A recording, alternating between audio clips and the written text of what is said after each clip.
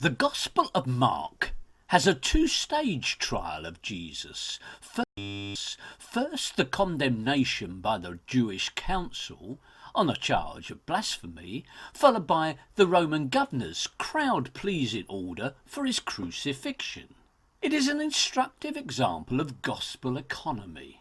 The text is terse, almost cryptic, and the trial is reported in just 2 paragraphs, barely 20 sentences or 360 words.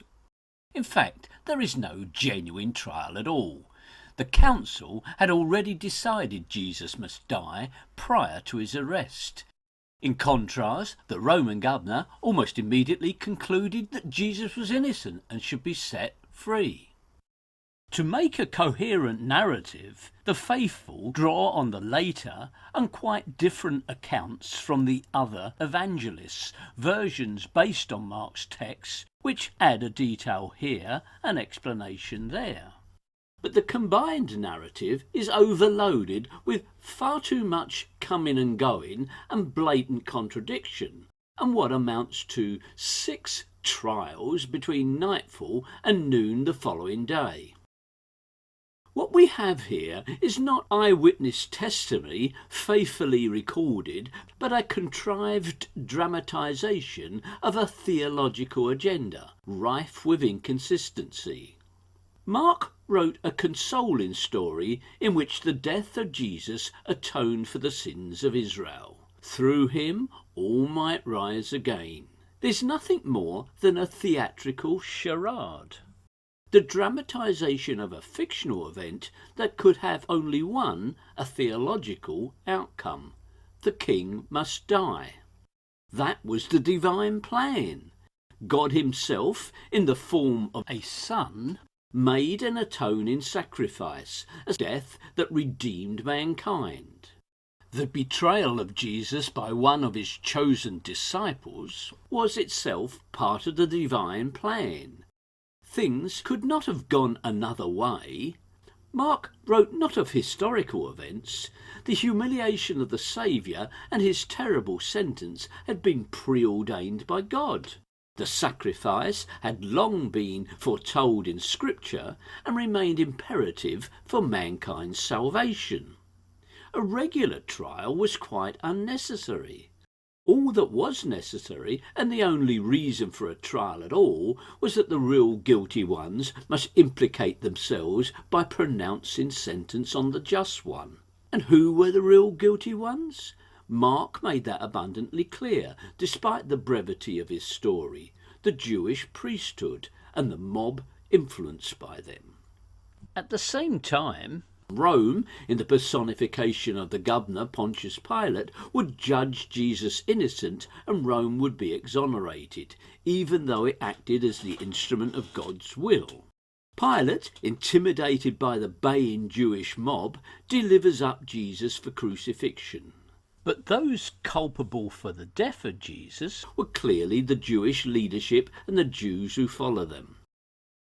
Mark's courthouse microdrama begins with Jesus arraigned before the whole of the Jewish council. Yet bizarrely, it is far into the night on the eve of the Passover festival, the first day of the Feast of Unleavened Bread. Why has the council left the seizure of Jesus so ridiculously late? In fact, several days have passed since the supposed disruption of the temple traders by Jesus and the resolve of the priests to destroy him. Why the delay? Mark himself anticipated this awkward question, and he has Jesus verbalise an answer. Let the scriptures be fulfilled. Mark's nocturnal kangaroo court has Jesus standing before an unnamed high priest, all the chief priests, the elders and the scribes. They are the spiritual and social leadership of the Jews. The whole council, emphasises Mark, had already determined to put Jesus to death and merely sought testimony against him. How did Mark know this? Only because he was the author of the tale. The sentence upon Jesus was certain, but the precise nature of the charges remained unclear. The false witnesses floundered by disagreeing with each other. But false witnesses or not, the high priest referred to their testimony and asked Jesus to respond to the statement given by these men. Mark gave no impressive response from Jesus, but why would he want to? His template at this point was Isaiah. Mark's Son of Man made no answer. Threats of destroying the temple were forgotten. Instead, Mark had the high priest ask the pivotal question, "Are you the Christ, the Son of the Blessed?" The Jewish priest was here used to articulate a later Christian statement of faith, because claiming to be the Messiah was not of itself blasphemous. Nor was it blasphemy for a Jew to claim to be a son of God. They were all sons of God, made in his own image. Jesus barely moved his lips to confirm the charge, "I am." With the apparent confession by Jesus of his blasphemy, they all condemned him as deserving death. Having described a very problematic nighttime blasphemy trial, Mark moved the story on to the next morning when the whole council consulted, and then sent Jesus, a bound prisoner, on to the Roman governor for a second civil trial. The hearing before the council had been brief, but the morning interview before Pilate was even briefer. Supposedly the accusations made by the chief priests were many, although Mark failed to mention a single one. Instead, the trial hinges on a single question from Pilate himself, and not one raised in the earlier trial. "Are you the King of the Jews?" This straightforward question from the Roman elicits a terse and evasive response from Jesus. "You have said so." The reader is left to imagine that the Jewish priests, in private consultations with Pilate, have emphasized that a claimant to messiahship was a would-be king, and therefore a political threat to Rome. But Mark's Pilate was not so easily persuaded. At first he merely wondered, and later he perceived it was out of envy that the chief priests had delivered him up. This perception of envy was the peg on which Mark would absolve the Roman. So reluctant was Pilate to find Jesus guilty that the prefect argued repeatedly with a Jewish mob baying for Jesus' crucifixion. But at length Pilate gave in to the mob, delivered up Jesus, and released a known rebel, insurrectionist and murderer called Barabbas. As if. Matthew, in constructing his own gospel, copied and revised Mark's text in myriad ways. Difficulties in Mark's story were smoothed away. Much of the narration was made into direct speech, as if it were reportage. Unnamed characters were given names, emphasis was added, often by repetition, and theological points were clarified or redirected. Matthew's trial of Jesus was no exception. He named and highlighted the high priest and his pivotal role.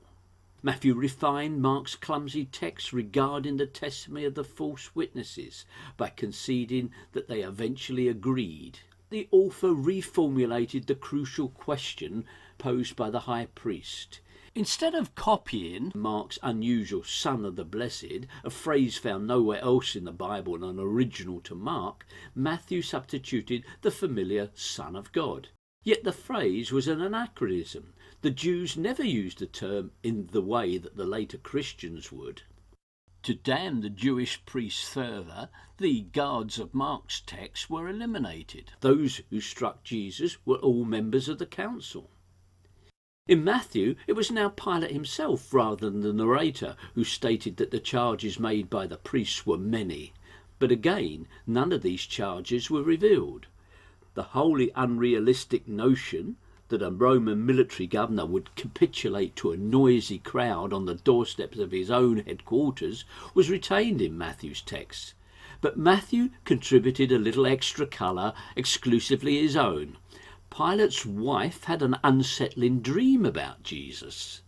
This bizarre claim, how on earth could the author of Matthew have known this, served the purpose of rationalising the odd behaviour of a Roman officer. Pilate had been influenced by his wife's bad dream. To emphasise his point, Matthew had Pilate before the crowd wash his hands. Not only was the Roman distanced from a sentence he did not himself agree with, the Jews damned themselves by vocalising their acceptance of collective guilt.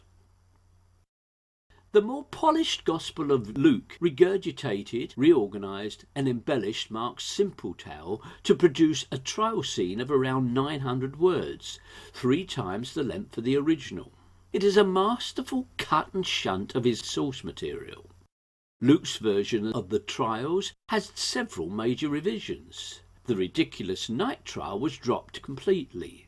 Only when day came was Jesus brought before the council, and all references to the nonsense of false witnesses were dropped. The high priest was unnamed and his role is not highlighted. Rather, the priests, elders and scribes acted and spoke in unison. This groupthink continued when the assembly collectively brought Jesus before Pilate. Luke had them list the various charges that had been only alluded to in Mark and Matthew: perverting our nation, forbidding us to pay taxes to the emperor, saying that he himself is the Messiah, a king. Luke's Pilate neither wonders nor does he perceive envy in the priests. Instead, he immediately finds Jesus innocent of all charges. Logic would suggest that Pilate should have released Jesus at this point. Instead, Luke introduced yet another trial, this one before Herod Antipas, who just happened to be in town. Herod, it seemed, had hoped to be entertained by Jesus with a miracle. But how did Luke know that? In any event, Jesus said and did nothing before the tetrarch, and was mocked before Herod and his guards, and not in the praetorium before Roman troops, as in the Gospels of Mark and Matthew. Jesus was sent back to Pilate, according to Luke, and the Roman himself now called together the chief priests, the leaders and the people, for what amounted to a yet another trial. In a farcical turnabout, although Pilate said that both he and Herod had found Jesus innocent, the crowd of Jews that the governor had himself called together overturned his judgment by screaming for crucifixion and for the release of a murderer. The posse of fraudsters who wrote the Gospel of John produced a trial scene of around 1,400 words, more than 4 times the length of the original. But John's Gospel, read in isolation, does not make much sense. Unlike the Gospels of Matthew and Luke, intended by their original authors to displace the competition, John was authored by a church that had come to recognise the usefulness of 4 alternative visions of the truth, and John's Gospel was clearly designed to augment, not replace, the earlier Gospels.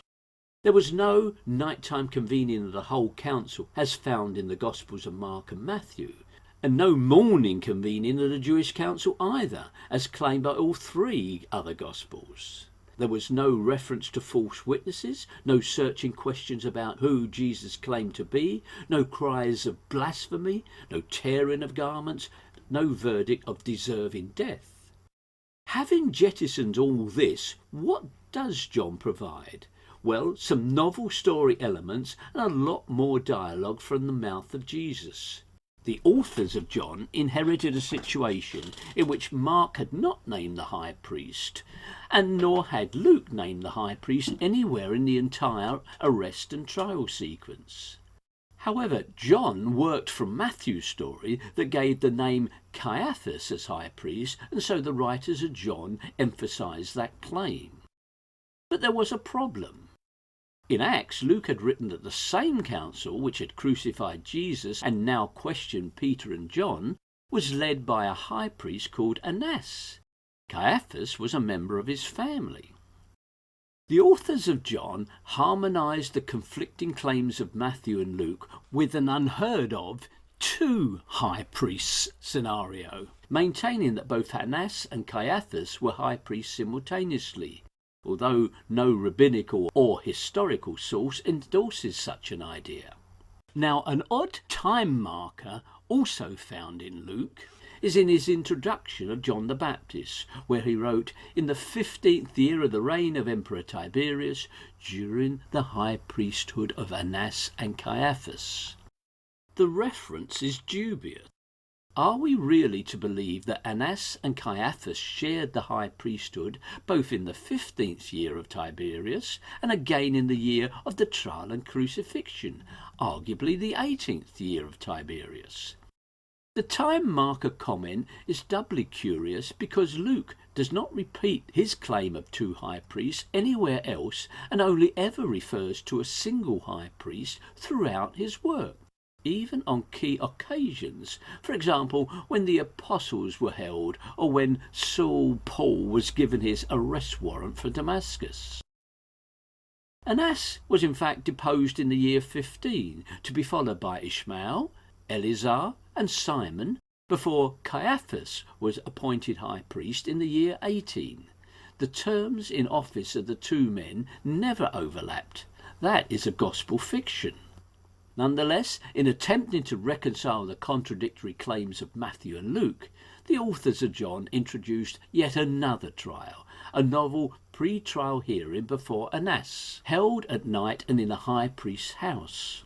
No judgment was given. The key phrase is the insistence by Jesus that he said nothing in secret, a clear put down of Gnostic claims to a secret wisdom passed down to them from the Master. After the questioning by Annas, Jesus was dispatched to the other high priest, Caiaphas, but bizarrely nothing is reported of any action or interrogation by Caiaphas, because of course it relies on the other Gospels to fill the gap. Instead, early in the morning, unnamed Jews deliver Jesus to Pilate. Here John adds an original comment that the Jews did not enter the headquarters in order to avoid defilement at Passover.